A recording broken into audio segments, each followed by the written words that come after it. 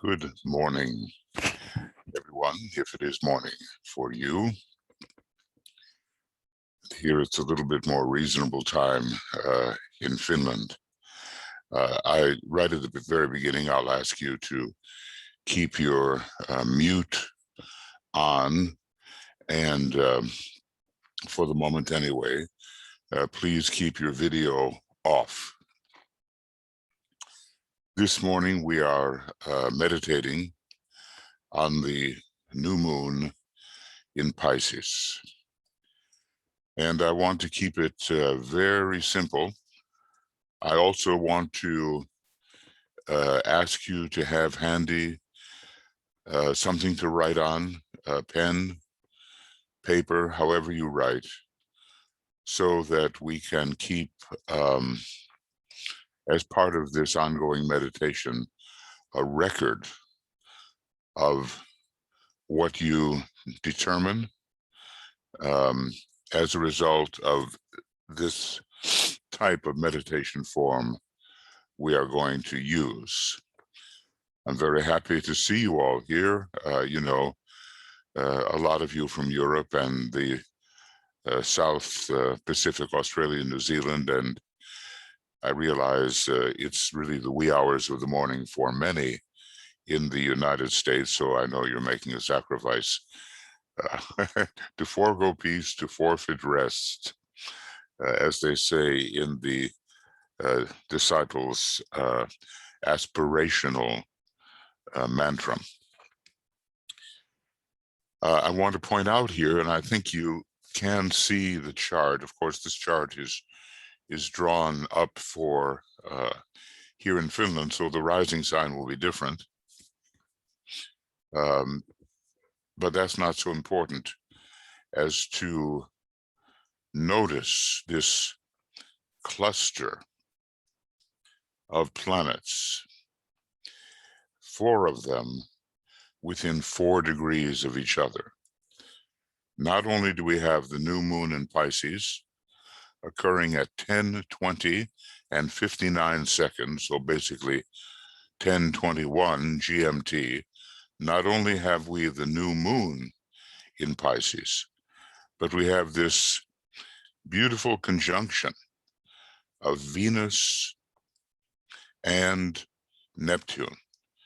These, if you really want an example of what Buddhimanas is, or the mind infused by the intuition, and an access to rare divine beauty, then you would look for Neptune and Venus together in such a form.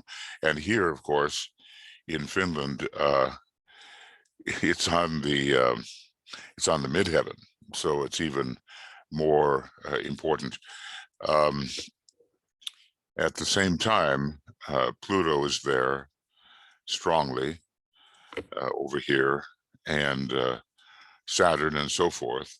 So let's just say that this is a time for deep cleansing, so that the beauty can come through. Now, if you look at the chart of Johann Sebastian Bach, he had all of that, Venus, Neptune, the moon, and one more planet, Mercury, all together in Pisces at the very top of his chart. And he was a great, excuse me, medium. He was a medium for some of the most divine music which has ever been created by modern man. Okay. So just to say that we have the opportunity now to be, in the higher sense of the word, mediumistically responsive to these high, subtle vibrations of the good, and especially the beautiful and the true. Excuse me. Let me just do one little piece of housekeeping if I can. Yeah,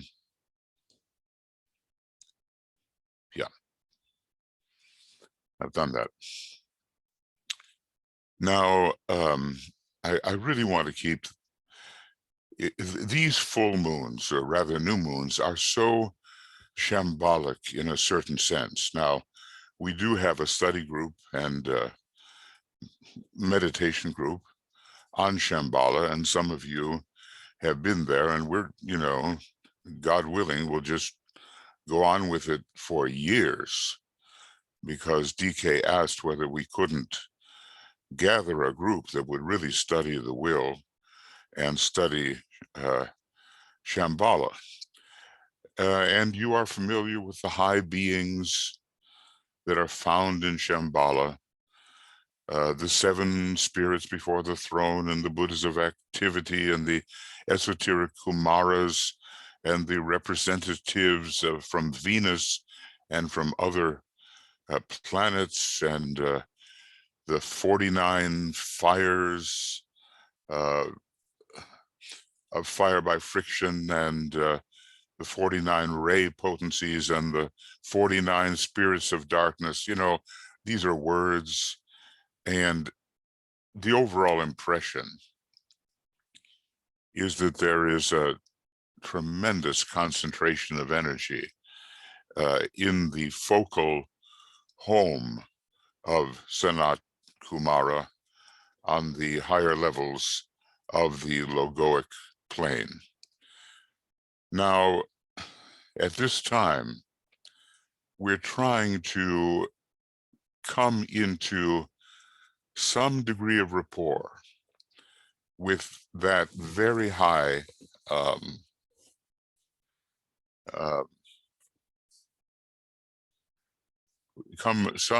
some degree of rapport with that very high source. And of course, basically our degree of rapport is very attenuated, okay, very attenuated. But nevertheless, we will respond. Now, maybe you know the story that, and I'm going to try to go over here and take a look at the Earth scheme.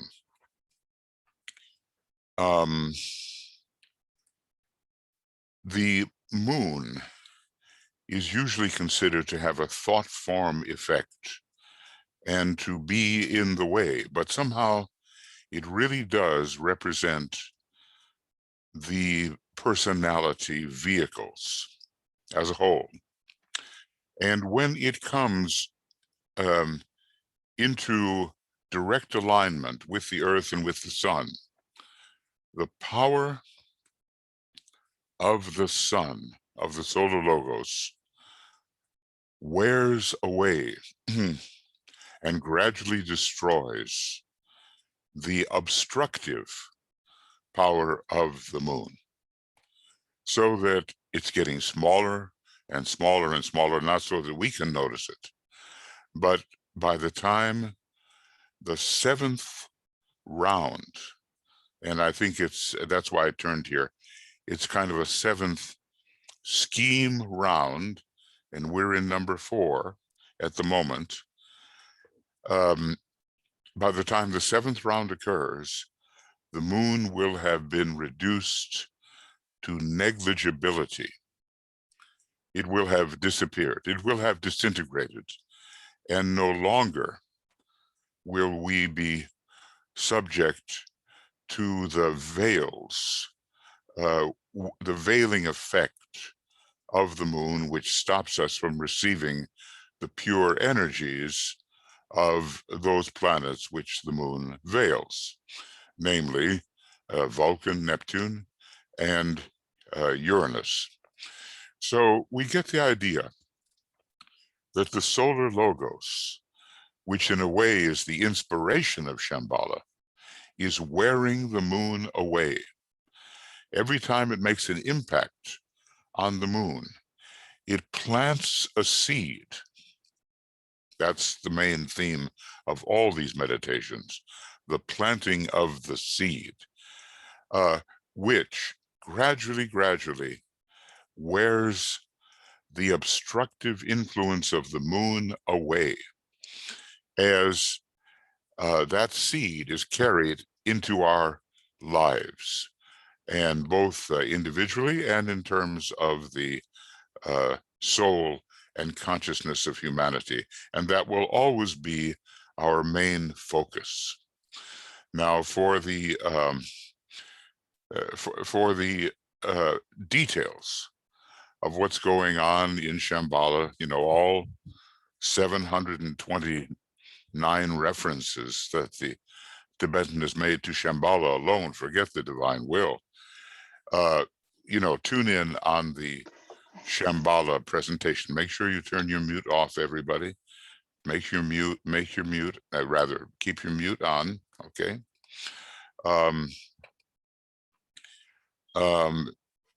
So, unless Tuya, you had something that you wanted to say here, you're welcome to do that, because Tuya and I are always presenting these things together, you know. No, I don't have anything. Thank okay. you.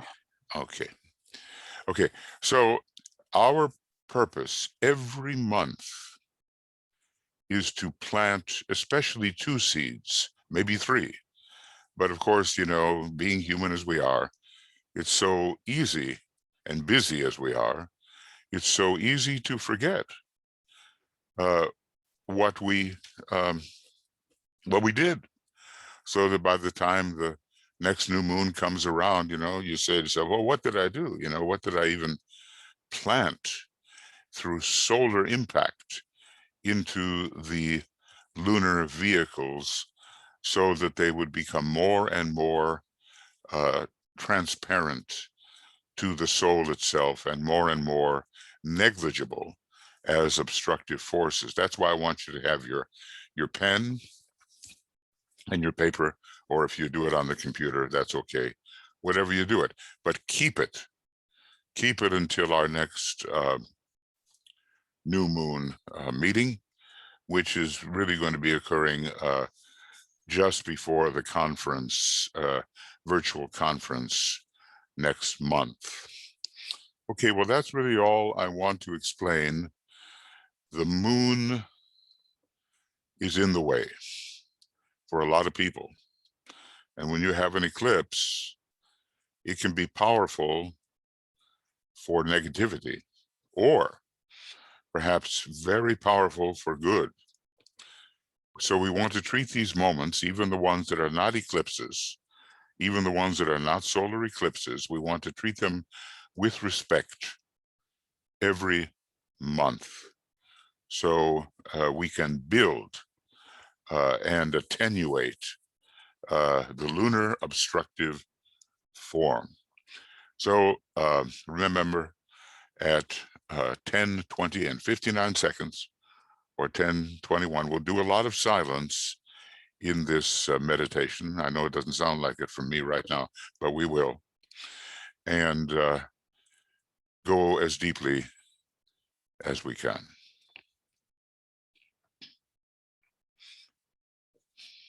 So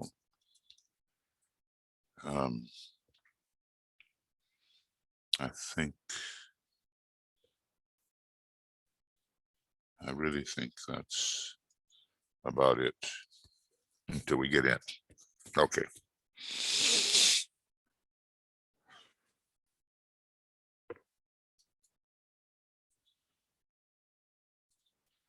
So let's, we'll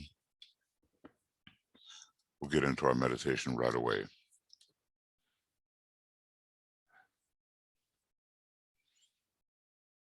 And we're approaching as a group, which is really the only way we're going to even get a glimmer of what is this impressive energy of divine will coming from Shambhala.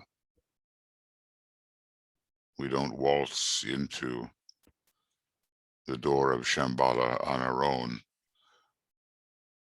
Even masters can't do that.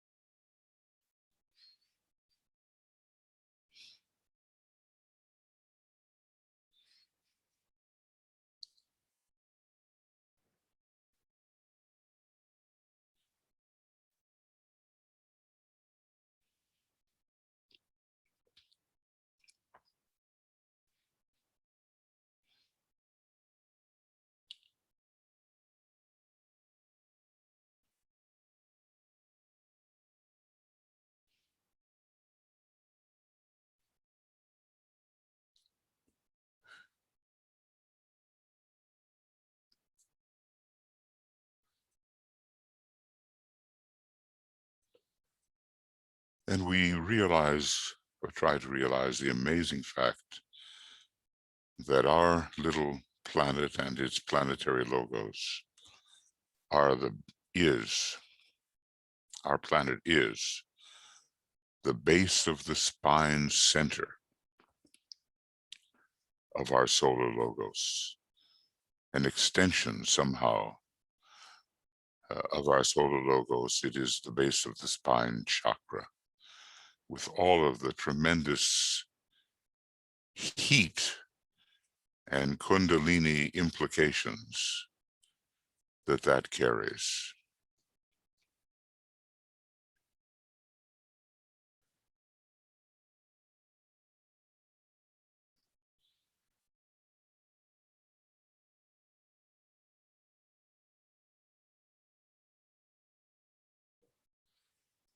So it's not easy on our planet. It has a Ray 1 monad, still occultly ineffective until it becomes a sacred planet. But nevertheless, underlying it all is that tremendous Ray 1 at the base of the spine. And we can really tune in on the will at this time, just the way when we go to the full moon, the major gain for all the meditators is in the enhancement of consciousness.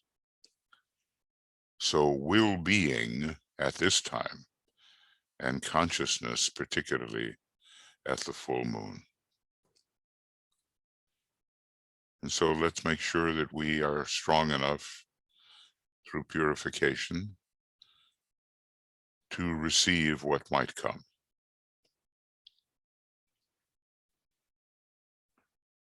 As the white light,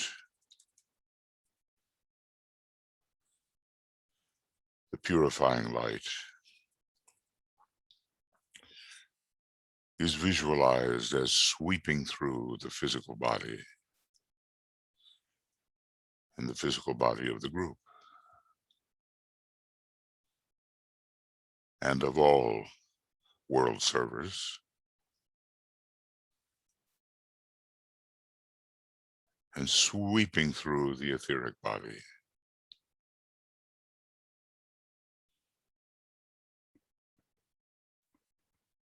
From the visualized soul point,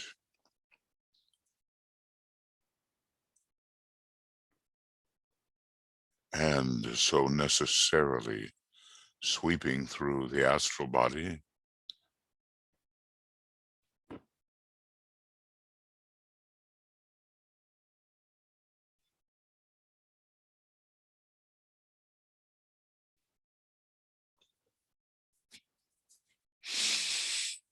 somewhere DK tells us that the monad is like a burning glass, you know, one of those enlarging implements with which you can focus the sun's rays and start a fire.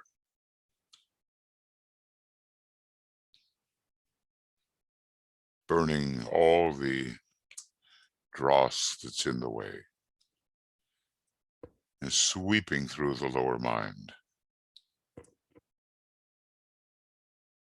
burning away illusions.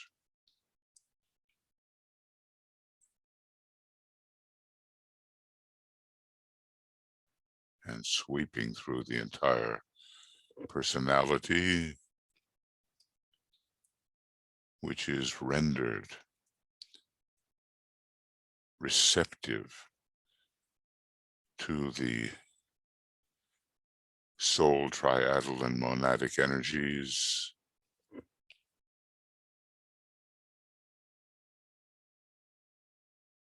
until we become more and more filled with the Christ energy, the Buddhic energy, and as a group, and with the servers of the world, we are on our way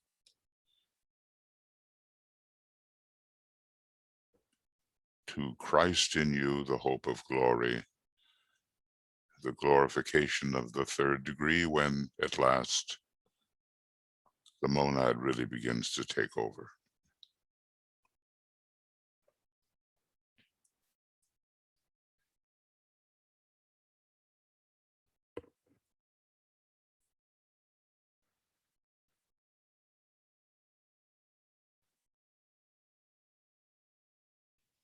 Now we've gone through a little imaginative purification.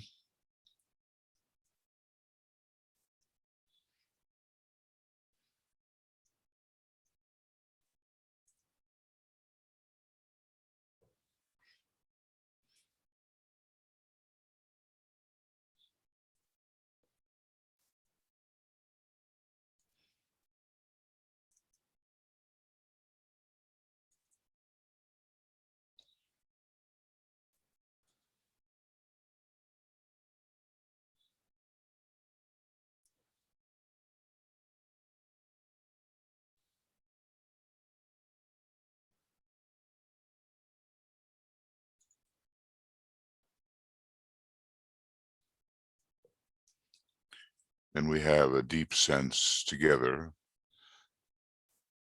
of not only being within the soul field, but and responsive to the downpouring of the soul, but also as if we are really imaginatively within the group causal body and are beginning to receive the impress of the will. So we feel ourselves merged together in the soul field,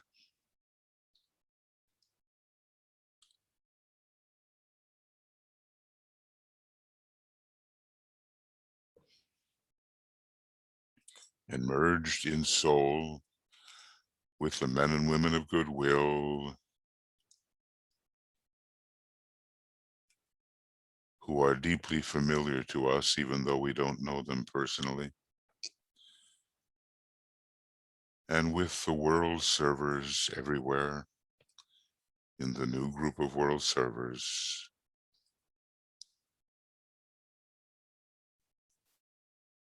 and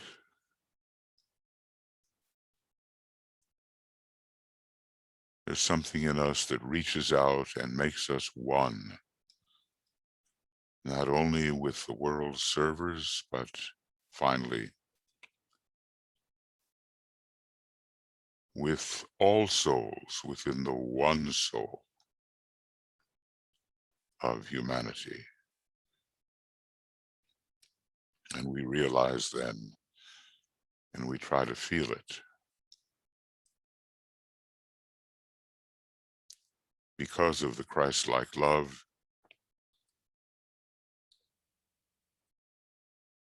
naught is but me.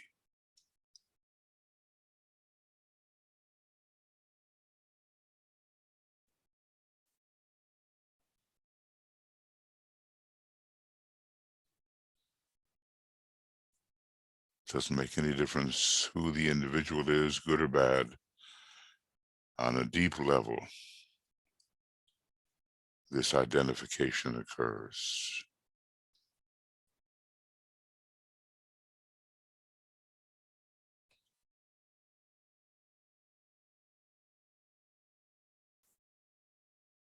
And the soul energies are gathered around the mental unit.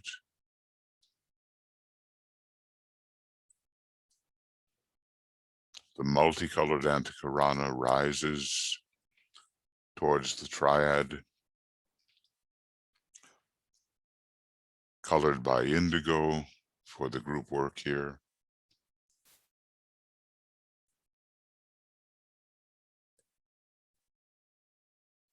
And we use a word of power to reach as high in a point of tension as we can the second ray word of power.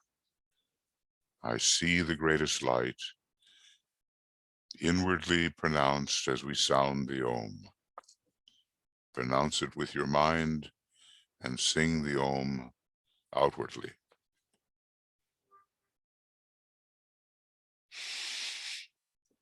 Om.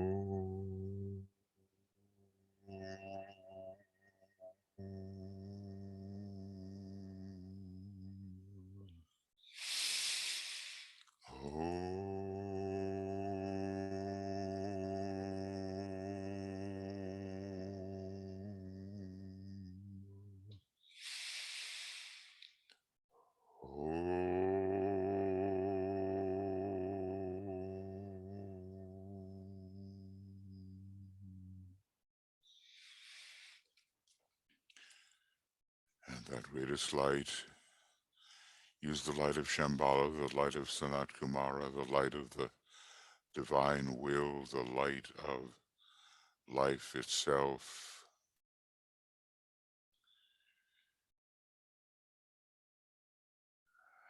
Pouring down and meeting our united group projection.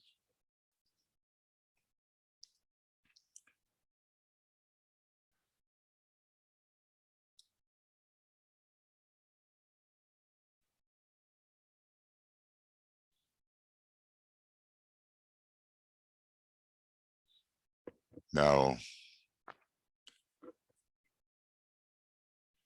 many are the ways that we have to improve as individuals and within our groups and within humanity as a whole. If we are to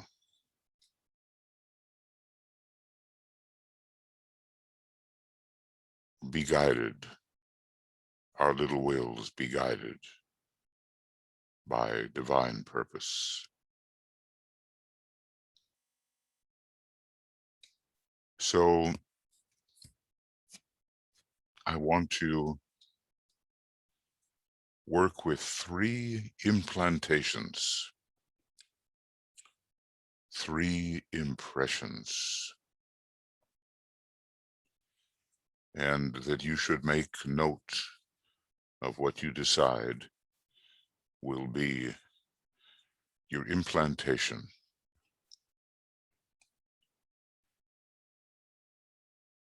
Because it will be part of the divine plan for yourself, for your, let's say, the major group you're working with, and for humanity as a whole. We could do more, but let's just keep it there.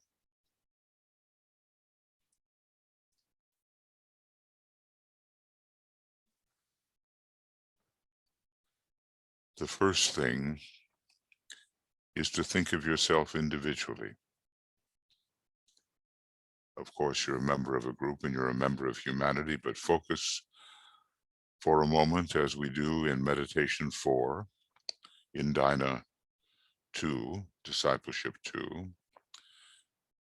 about what is your role in the divine plan, really. And for this month, whether you plant a seed which is new, or you plant an ongoing seed that constantly needs work in your own individual life, we will enter the silence and you will imagine that from the great solar orb to the moon, which means microcosmically, from your higher principles into your personality, you plant a quality, a seed of a quality. which you want to see flourish and come to some kind of fruition during the month ahead, perhaps realized objectively more at the full moon. So let's enter the silence on that, and you decide what seed will be planted by you individually for cultivation this particular month until the Aries new moon, which is the equinox. So we will quietly ponder and then drop the seed in.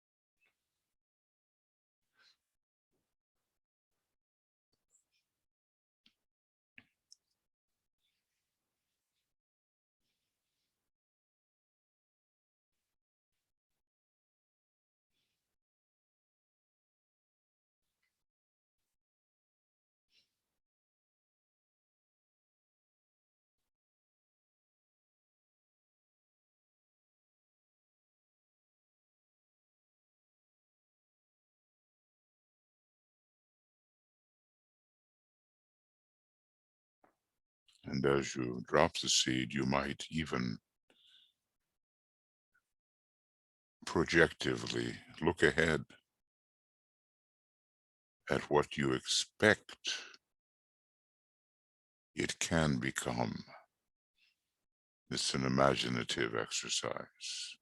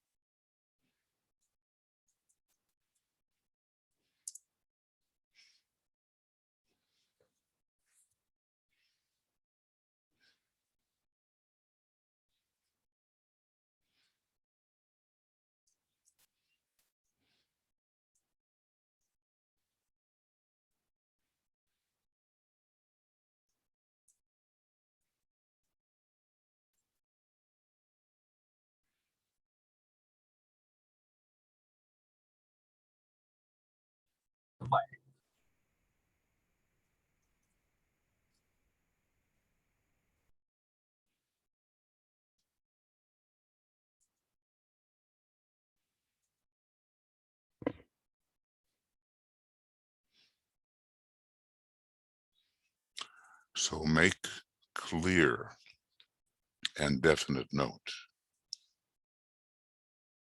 of the seed which you imaginatively have planted within your microcosm.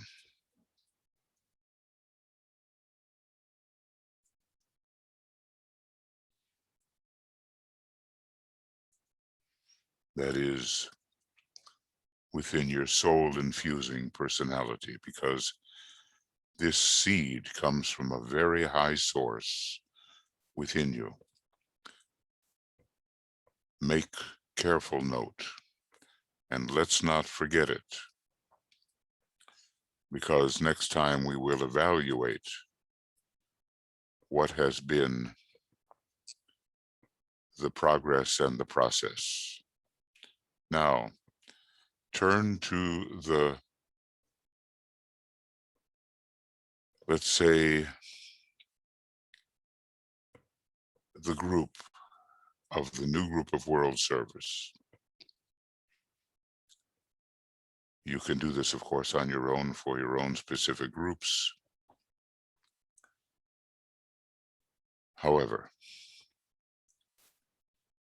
turn towards the new group of world servers that we actually seek to be members of. It's not so easy. It's easier to be a man or woman of goodwill who works a little here and there. But the new group of world servers members can even include initiates of the fourth degree, and they work with persistence at ameliorating and uplifting the human condition. Now, visualize them as brighter lights all over the world.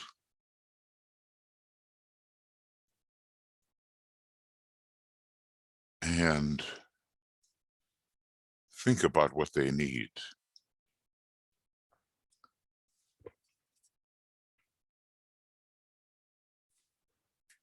At this time of instability in human consciousness.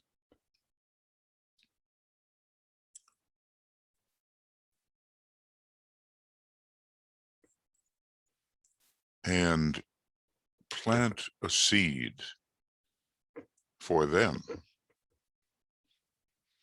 which they can receive and benefit from.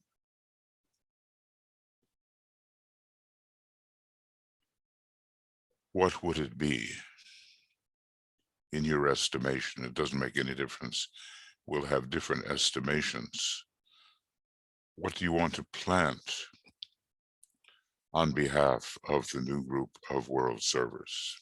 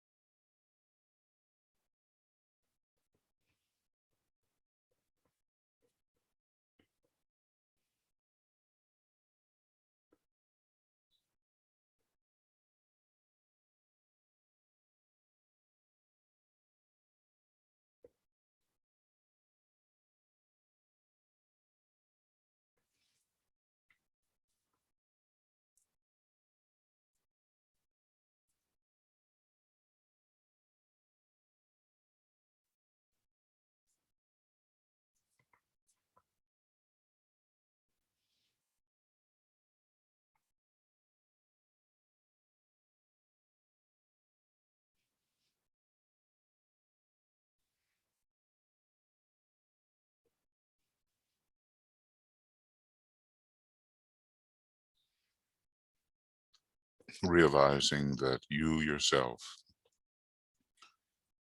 will have to be part of what you plant for the new group of world servers.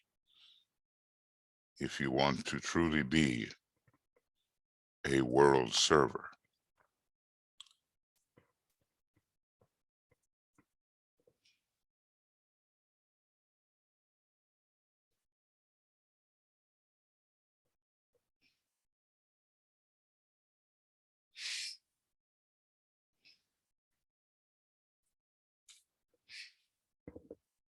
Oh.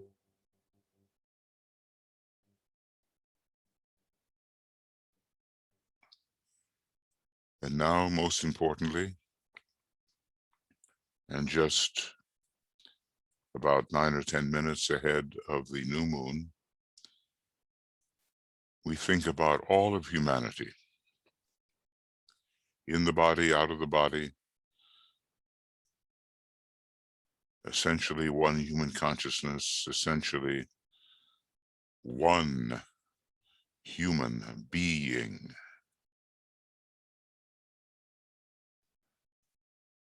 We are a being, a kingdom on this planet, part of the kingdom of humanity all through the solar system, and we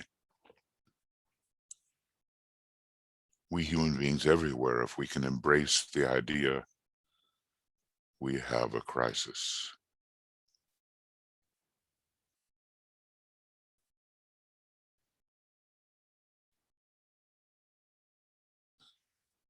We are in the time foreseen when, as Paul said, the whole of creation groaneth and travaileth, awaiting the arrival of the sons of God.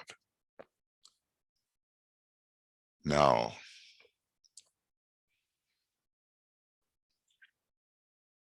we'll take this implantation right up to the moment of the new moon, at which time I will sound the Om, so you'll know.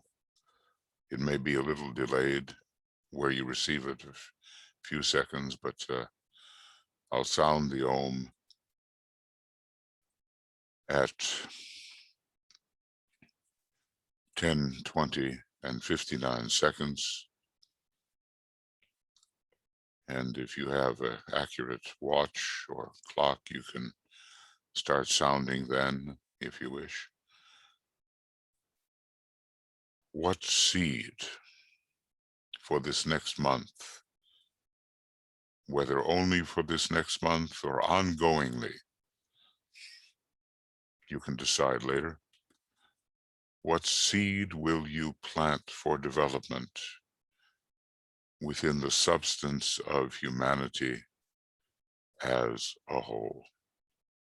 We'll have silence until the moment of the new moon, and you can work on that implantation, the why and the wherefore and the expectation.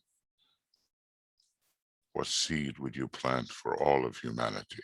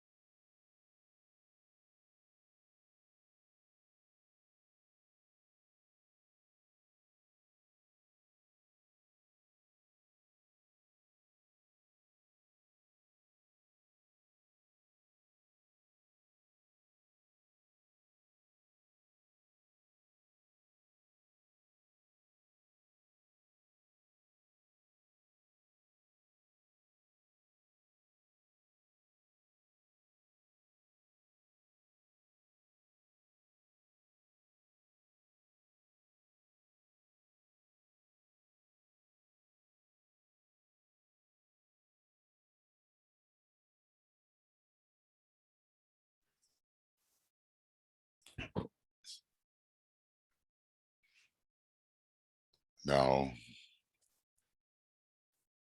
like a good gardener, these seeds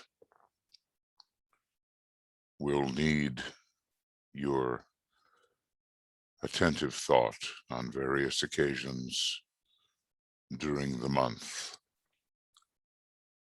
We can't just forget about what we've done. As they rise to fruition and show themselves in flourishing, and then themselves are distributed and go to seed, ready for a new implantation, our attention is there. So maybe reserve a place on your computer month by month where you see and can remember what you have implanted. Not only will the personality of the individual and of the new group of world servers, or your groups, or of humanity as a whole, become more soul infused through your efforts, but you will be, in some small measure, building up the causal body of each one of these entities, whether it's your individual self, your major group, your nation, your membership in the new group of world servers and the servers as a group, or whether it's all of humanity, the causal body will grow because you have been implanting the seed and tending to it. We've done 3 implantations at the moment, but others are possible. And this is the utter simplicity of what we do at the time of the new moon in this meditative work. Tonight we will have work on climate change at 6 p.m. GMT, and then David Hopper at 8 p.m. GMT will, I think, have his last presentation on the journey of the soul. So all of that will be on the weekly schedule, the new revised weekly schedule that applies to this time. And then tomorrow we will have our EUN, Esoteric United Nations meeting. And we will also, I believe, have the attracting of financial resources for hierarchical purposes. And what I see here is that the journey of the soul, yes, tonight here in Europe, 8 p.m. GMT, and then at 6 p.m. GMT, attracting financial resources, and then David Hopper at 7:30, excuse me, the Esoteric United Nations at 7:30, and David Hopper is today at 8 p.m. So we offer you as much as we possibly can for your absorption at a time that is critical for the welfare of humanity. Let's intensify our efforts constantly toward the great conclave of 2025. And we will close this meditation and reflection with the sounding of the third of the great invocations, which was given out when the Christ agreed to reappear in material form before the eyes of all human beings.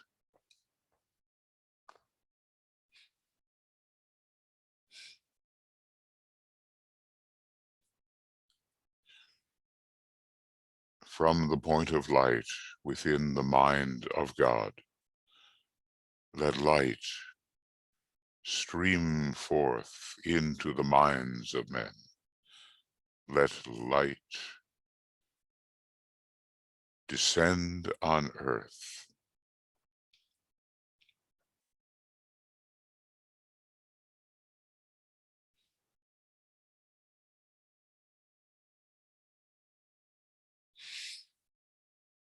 From the point of love within the heart of God, let love stream forth into the hearts of men. May Christ return to earth.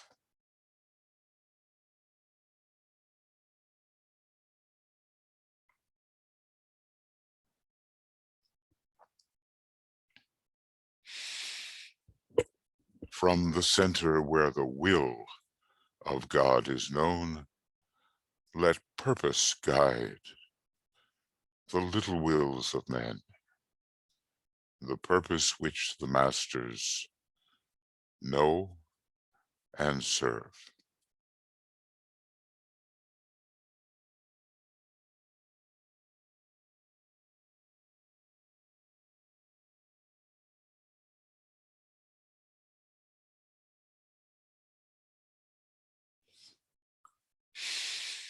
From the center which we call the race of men, let the plan of love and light work out, and may it seal the door where evil dwells.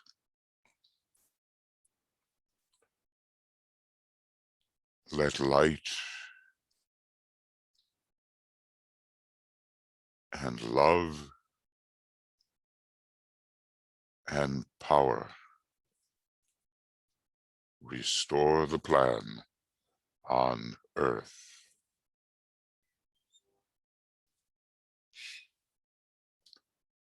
Oh.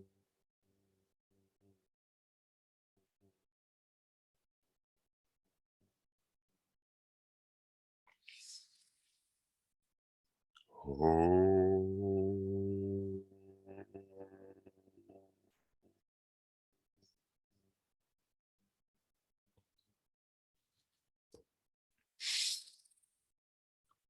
Oh.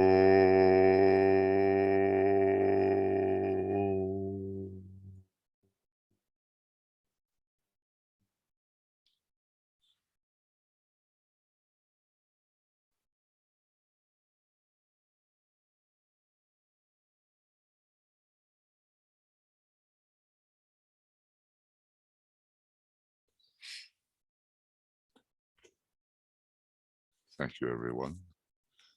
We'll be seeing you dwell on what you've done at various points today. We're in that new moon energy, which the hierarchy itself always uses. The full cycle, they use the full cycle. Let us begin to also use the full cycle. And make note, as I say, of what you have arrived at so that it exists when next we visit. Feed the seed and keep track of the results. With love and many blessings from Tuya and myself, and from all the friends and of the Moria Federation and USR and SRI and Blue Rose, and the many groups, and from the communications group. We thank you for your participation, and we look forward to working with you a little bit later today, still here in Europe. Hope it'll be a reasonable time for you. And many blessings.